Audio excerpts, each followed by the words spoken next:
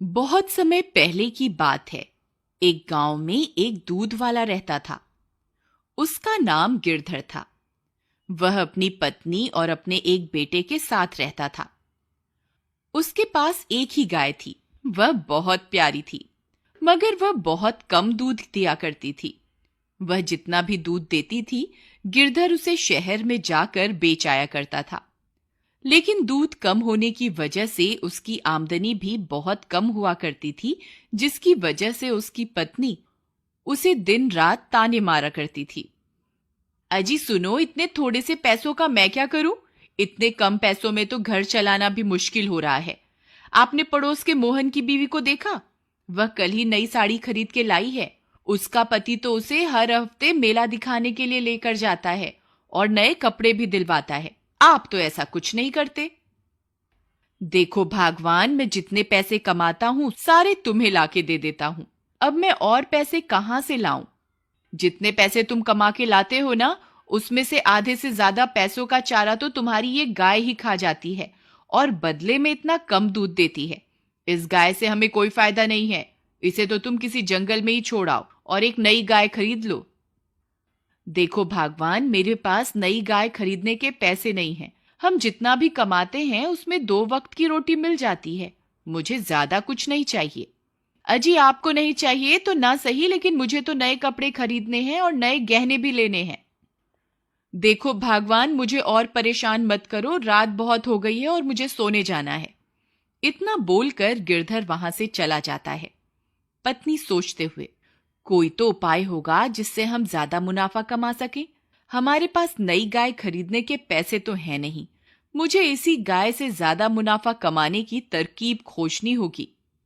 अगले दिन सुबह होने पर गिरधर रोज की तरह गाय का दूध निकालकर शहर में बेचने चला जाता है। उसकी पत्नी अपने बेटे को आवाज लगाती है, अरे बेटा मुन्नू, कहाँ है? जरा मेरी बात सुन। जी माँ। जरा बाहर जाकर देख, तेरे पिताजी शहर में दूध बेचने के लिए चले गए क्या? मुन्नू बाहर जाकर देखता है। जी माँ, बाहर कोई नहीं है, पिताजी चले गए। यही सही मौका है। उसकी लालची पत्नी गाय के पास जाती है और बोलती है, क्यों री राम प्यारी, तू दिन रात चारा खाती रहती है लेकिन ज्यादा दूध क्यों नहीं देती? फिर उसकी पत्नी को ध्यान आता है कि उसके पड़ोस में रहने वाले कालिया के पास भी एक ही गाय है, लेकिन उसकी बीवी तो बहुत खुश रहती है। वह कैसे? वह सोच में पड़ जाती है। यही बात पता करने के लिए वह कालिया के घर जाती है। अरे भाई कालिया, जरा बात तो सुनो। अरे बहन सुषमा, कैसी हो तुम? और गिरधर के क्या हाल हैं? अरे हाल चाल तो मत ही पूछो, बहुत बुरे हाल हैं। हमारी गाय तो ज्यादा दूध ही नहीं देती। इतने कम दूध में कोई मुनाफा नहीं हो रहा। तुम्हारे पास भी तो एक ही गाय है, किंतु तुम्हारी गाय तो बहुत सारा दूध देती है। वह कैसे? बहन, एक राज की बात बताऊं, किसी से कहना नहीं। मैं शहर से एक इंजेक्शन लाया हूं, जिसे अगर गाय को लगा दो तो वह 4 गुना ज्यादा दूध देती है। अरे दैया, ऐसा भी कोई इंजेक्शन होता है क्या? हाँ बहन, मैं तो अपनी गाय को वही इंजेक्शन देता हूँ, तभी तो मेरी गाय ज्यादा दूध देती है। अरे भैया, मुझे भी ऐसा इंजेक्शन दे दो ताकि मैं भी कुछ मुनाफा कमा सकूं। जरूर, क्यों नहीं, ये लो। लेकिन ध्यान रखना, गिरधर को पता ना चले। अगर उसे पता चल गया तो तुम्हारी और मेरी शामत आ जाएगी। हाँ हाँ, किसी को कुछ पता नहीं चलेगा। फिर उसकी पत्नी कालिया से इंजेक्शन लेकर अपने घर वापस आ जाती है और घर पहुंचते ही चुपके से अपनी गाय को इंजेक्शन लगा देती है। फिर अगले दिन रोज की तरह गिरधर अपनी गाय का दूध निकालता है। अरे ये क्या, आज तो पूरी बाल्टी भर गई, फिर भी दूध बंद ही नहीं हो रहा। लगता है भगवान ने मेरी लालची पत्नी की बात सुन ली। शायद अब हमारे अच्छे दिन आ जाएं। अब शहर चलता हूं और जो भी मुनाफा होगा उससे अपनी बीवी के लिए कुछ नए कपड़े खरीद लूंगा। शाम होने पर गिरधर अपनी बीवी के लिए कुछ नए कपड़े लेता है। उसकी बीवी नए कपड़े पाकर खुश हो जाती है। कुछ दिनों तक ऐसा ही चलता रहा। गिरधर की लालची पत्नी रोज अपनी गाय को इंजेक्शन लगा देती और गाय ज्यादा दूध देने लगती और गिरधर शहर जाकर दूध बेचता और जो भी मुनाफा होता वह सारा का सारा अपनी बीवी को दे देता। फिर एक दिन गिरधर की पत्नी रोज की तरह गाय को इंजेक्शन लगाने जाती है। गाय भी समझ चुकी थी कि ये लालची औरत उसे इंजेक्शन लगाने आ रही है। जैसे ही सुषमा उसे इंजेक्शन लगाती है, गाय छटपटाने लगती है। सुषमा, अरे आज क्या हो गया तुझे? इतना क्यों छटपटा रही है? एक जगह ठहर तो सही, रुक जा, इंजेक्शन तो लगाने दे। लेकिन गाय बहुत ज्यादा छटपटाती है और उसे इंजेक्शन नहीं लगाने देती। अरे बेटा मुन्नू, जरा मेरी बात तो सुन। जी माँ। मुन्नू बेटा, हमारी गाय की तबीयत थोड़ी खराब हो गई है, इसलिए मुझे इसे इंजेक्शन देना होगा। जरा तू इसे पकड़ के रख ताकि मैं इसे इंजेक्शन लगा सकूं। जी माँ, मैं अभी पकड़ता हूं। फिर जैसे ही सुषमा उसे इंजेक्शन लगाने लगती थी, गाय फिर से छटपटाती है और इंजेक्शन गलती से मुन्नू के हाथ में लग जाता है। मुन्नू जोर से चिल्लाता है, अरे मर गया, हाय हाय। अरे ये क्या किया माँ? ये इंजेक्शन तो मुझे लग गया। हे भगवान, ये मुझसे क्या हो गया? अब क्या होगा? फिर रात होने पर मुन्नू की तबीयत खराब हो जाती है।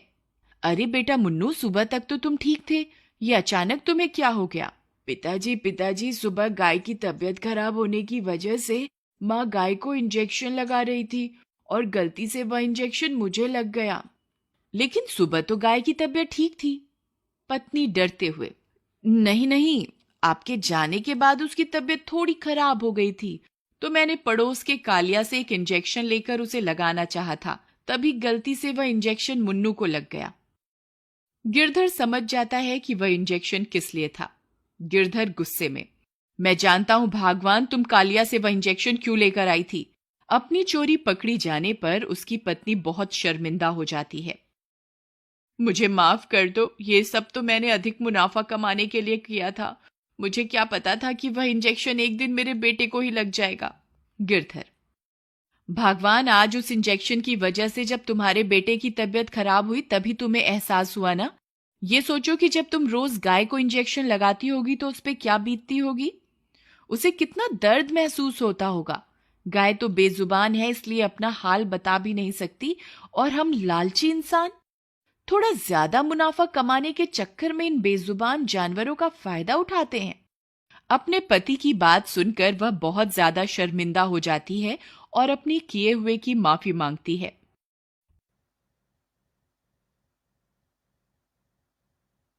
फिर वह गाय के पास जाती है और उससे भी माफी मांगती है, और गाय भी उसे मुस्कुराकर माफ कर देती है। फिर वह उसी दिन से अपनी गाय की बहुत सेवा करती है और उसी गाय का दूध पी पी कर उसका बेटा भी कुछ ही दिनों में ठीक हो जाता है और वह सब कम मुनाफे में भी खुश रहने लगते हैं। मॉरल, अगर इंसान ज्यादा मुनाफा कमाने के